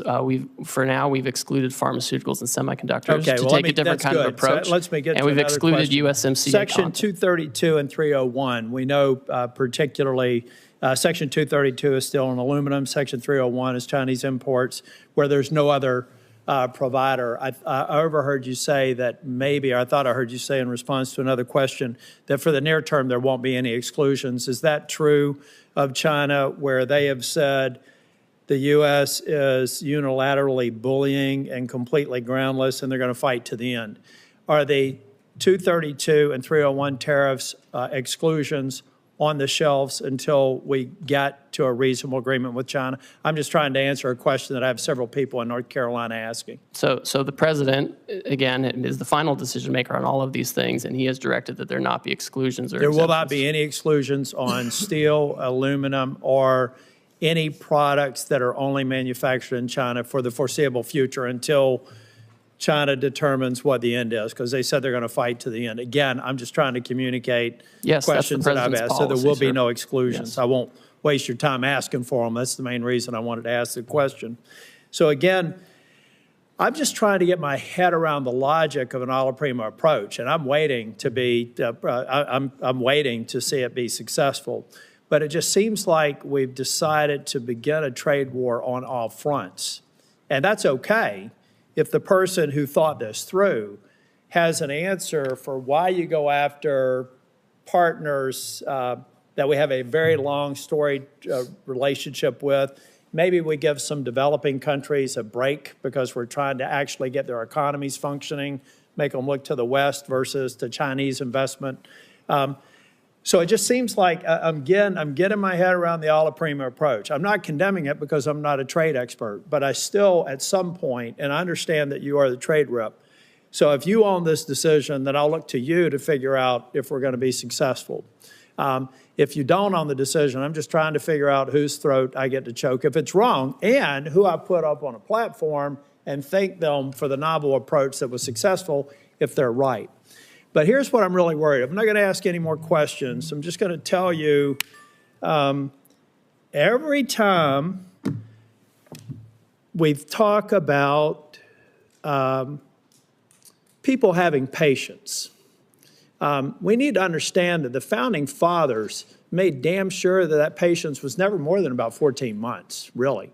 Everything that we need to do to know what the political environment is going to be about next year, it's got to be done by February of next year.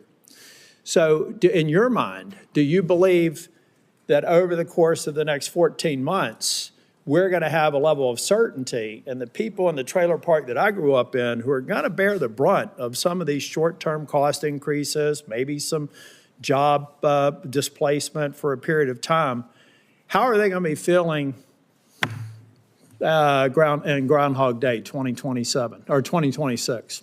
Do we feel like the majority of this will be resolved and I'll be able to thank whoever thought that the alla prima approach was a good idea? Because that's about the timeline we've got to work with. Well, Senator, these people who voted for the president is the same situation I grew up in. You know that. I agree, but let me just finish here because I don't want to get in the way of my colleagues. Yes. I'll be 65 in August. Every day, 11,400 people celebrate their 65th birthday. That's 4 million a year. So there, let's say from 60 to 65, people looking at their 401k statements, they did vote for President Trump. They voted for me. I hope that they will again in both cases. Well, maybe not the president, but I intend to run for re-election. I'm just trying to figure out if they're going to feel good about this, because a long-term play in American politics and a long-term play in American policy, public policy formation, is about 12 months from the beginning of an administration. I wish you well, but I am skeptical. Thank you. Senator Smith. Thank you, Senator Crapo, and welcome, Ambassador Greer. So it seems to me that President Trump has started a big trade war, and the war is with everyone on multiple fronts, with allies as well as adversaries. I think this is a little bit of what Senator Tillis was getting at. It feels really indiscriminate and chaotic, and apparently we're still just in the early days of this. And I just need to tell you that Minnesotans are freaked out. Farmers who are experiencing, you and I have talked about this, one of the worst farm economies in the last 25 years are looking at lower prices and higher input costs. Minnesotans who work on the Iron Range, which is the source of 80% of the iron ore that goes into American-made steel, they want fair trade. They want us to stand up to illegal steel dumping, but like 500 of them have been laid off because the demand for American cars has been slumping. I mean, I could go on in every sector. Consumers are freaked out. This looks like a giant sales tax to them. Retirement stock market plummeting, and it's very hard for people to understand what is going on here. So what I want to do is to get an understanding from you of what you see as the goals of this war that we're in, because at various times it's been described as goals to raise revenue, to stop fentanyl trafficking, close trade deficits. So is the goal here to raise revenue for the federal treasury? Senator, this is not a trade war. We have, most countries have said they're not going to retaliate. We have an underlying emergency. The goal of this, of the trade deficit, where President Biden left us with a $1.2 trillion trade deficit, and the goal is to address that and the offshoring that led to that and the non-reciprocal treatment that led to that. That's the goal. Certainly there's a tariff revenue effect. If the countries do not do this, then they will be subject to the tariff, and we'll have a tariff on foreign goods instead of American-made goods. If the goal is to close trade deficits, then that would mean that the tariffs are a negotiating tool here. Is that right? Is that how you see it? So the or tariff. are you trying to use them to? Well, it can go both ways, Senator. So on the first, we've talked a lot about negotiations because a lot of these countries, they have closed off markets to our exports in unfair ways. They've done it for decades, and nothing has persuaded them. Sitting down, talking nicely hasn't persuaded them. But if you were trying to, so I'm all for fair trade, and I'm all for the idea that if somebody is not trading fairly with us, if they're not giving us fair markets, then we need to have a strategy to go after that. But yet this is a blanket approach. It's an across the board approach, which is going to contribute to raising costs, and that's why it just feels, I think, so chaotic to people. Well, the trade deficit is a global issue. So you can't, if you're trying to get the trade deficit, you can't just pick one or two countries and say, we're going to do this and become Swiss cheese. Like that would not be coherent. What's coherent is a global approach to what's a global issue, to take these countries, country by country, figure out how we can address our trade deficit with them and address trade market barriers with them. And that's the right approach. And that's what's happening. That's what the president's directed. But I mean, as Senator Warner was pointing out, I guess it's a floor, you could call it, a 10% tariff, even with countries where we have a trade surplus. And by the way, this formula that the administration used to assign this so-called reciprocal tariff it just seems so arbitrary. I mean, where did that formula come from? It's straightforward and it's common sense. It came from White House economists, and they proposed that looking at a country's trade deficit is a good approximation of the net effect of the unfairness, of the higher tariff rates, the higher trade barriers, the unfair trade practices, the dumping, the subsidies, all of that. And that's how you can capture that. Well, so would you adapt that because it's based on 1 year, and of course, trade surpluses, deficits can vary quite a bit from year to year. Would your plan be to change it if you get new yearly data? And then that would suggest, I guess, that the tariffs would be in place for a long time. Well, we need to assess. Again, I think it becomes country by country. We have the baseline 10% to make sure there's no arbitraging of different jurisdictions. And all these countries that are subject to the highest rates, most of them have already come to talk to us about how to get it down. I mean, we have to take this step by step. We have to take it country by country to address these issues. The status quo just won't work anymore, and we can't do it piecemeal. I'm not arguing for the status quo, Ambassador. I'm not arguing for the status quo, but I am questioning the rationality of this policy that is it's so chaotic, and it seems so arbitrary. And it seems so internally inconsistent because, for example, if your goal is to onshore manufacturing, something that I think many of us on this side of the dais believe strongly that we need to be making things in this country again, but then that would suggest that these tariffs need to be in place for a very long time because what capital wants is consistency and stability and predictability. Yet at the same time, the administration seems to be arguing that we would be, waiving some of these tariffs if we could somehow magically negotiate, 50 new trade agreements with 50 different countries. I know my time is up here. I wanted to ask you a question about trade adjustment assistance, which I will follow up as a question for the record. But again, I think that my constituents are freaking out here, and I understand why. Thank you. Senator Lujan. Thank you, Mr. Chairman. Thanks for holding this hearing. Now, Mr. Greer, it's been less than a week since President Trump started this, what I'll describe as a reckless tariff war. It certainly feels that way. Families are seeing higher costs. Businesses across the country are hurting, and we've seen one of the worst drops in the stock market in over 35 years. Do you believe that there's currently higher costs a week after the president put these tariffs into place? Senator, we haven't yet seen how those costs are going to be allocated between the foreign producers and their importers here. We haven't seen the data on that yet. Do you believe businesses are hurting a week after President Trump put these tariffs into place? I've heard from a lot of businesses. Some of them are excited about the prospects. Some are concerned because they're import dependent instead of U.S. product dependent. So I know there are varying views on this. Let me ask this question, because this one's based completely on fact, on something I think you look at every day. You probably have some of these numbers in your phone that I'm guessing might be in your pocket. Have we seen one of the worst drops in the stock market in over 35 years? We've certainly seen volatility. Have we seen one of the worst drops in the stock market in over 35 years? I think, and Senator Warner talked about We'll move this. on. If you don't want, well, I know everyone's concerned about Wall Street, and I'm just concerned about Main Street and getting these jobs back, okay, let's talk sir. about Main Street, Mr. Greer. Last time you were here, I asked if President Trump's trade war would hurt New Mexico businesses and families. You dodged my question. You told me, quote, I can't guarantee economic outcomes. When I pressed you, you told me that you want me to, quote, you asked me to, quote, hear from me on what the impacts of these tariffs are. Well, Mr. Greer, I'm here to tell you today New Mexicans are hurting. I understand why you would not guarantee that New Mexicans wouldn't be hurt, because you probably knew what I thought then that we now see today, that this is hurting people back home. Now, I want to ask you the same question again. Yes or no, will President Trump's tariffs harm New Mexican businesses and families?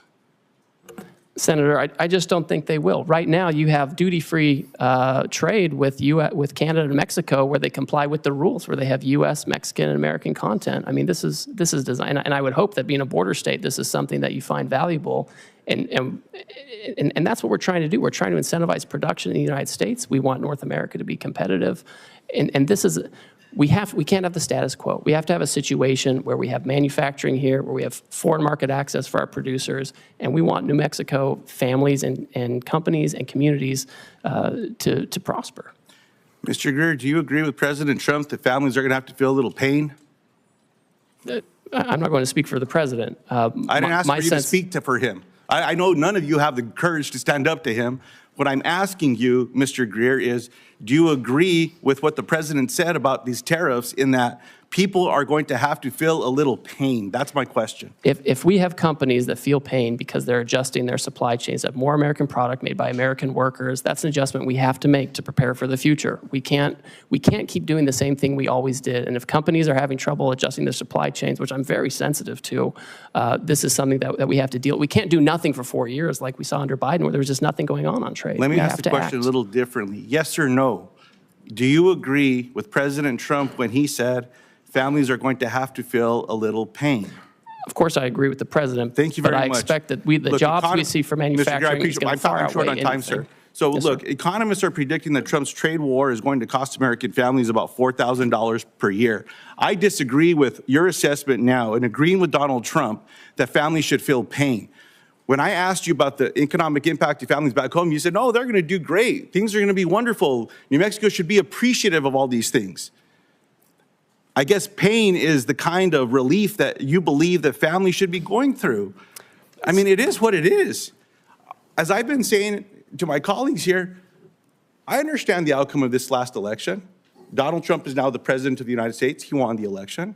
My Republican colleagues in the Senate won the election. They control the votes in this chamber. They control the votes in the House. That's why we're seeing these budget resolutions. All I'm saying is own up to what you want to do. You want to do it. Just be honest with the American people about what's going on. I appreciate the time today, Mr. Chairman. I yield back. The same economists who are crying out now were the ones who said we were going to crash the economy in Trump 1. We put tariffs on China, and real median household income went up for Americans by $7,000. Inflation went down, unemployment went down. So we have history showing that we know how to use this. We know how to Mr. use Chairman, these tools. since Mr. Greer went on, I will just follow up again. Then help explain the pain that people are feeling today with your assessment of what Donald Trump said, that families should feel some pain. That's all okay with you all? Senator, we're not going to be in a situation where we keep allowing Wall Street to run the economy. And as we're making that transition, companies you know what, Mr. Greer, will need to adjust. Go spend a little time at the grocery store talking to some of my constituents back home. I'll take you around. We'll walk around. We're not going to give anyone a heads up. You just go do it. And let's see what the regular folks back home are doing, including the people that come and talk to me that say they voted for this president. This is not what they stand up for. Farmers and ranchers are getting the short end of the stick from USDA, where these grants are being cut, and they say, oh, no, it's because we don't want to give people food. Baloney. You're cutting the lifeline for these farmers and ranchers as well, in addition to what's happening with these inputs with tariffs. Look, you all are a lot smarter than I. I'm just a regular person back home. I'm one of them. Senator Warnock. That's the difference between you and I, sir. Senator Warnock. Thank you very much, Brother Chair. Since President Trump announced his tariffs last week, the stock market has dropped more than 10%. We've talked about that. I'm more concerned about the impact on ordinary people. This for me is a regressive tax.